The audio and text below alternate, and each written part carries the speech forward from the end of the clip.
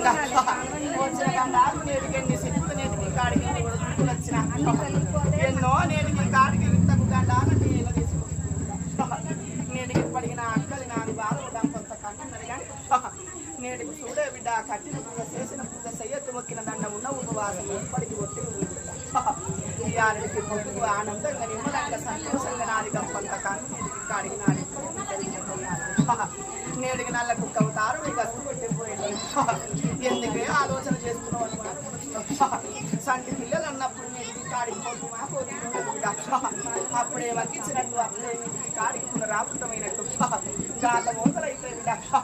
ఏరెందుకే నేటికైన దానికి కాని దానికి ఆలోచన చేస్తాను నేటి పోయి అబ్బా నేటికి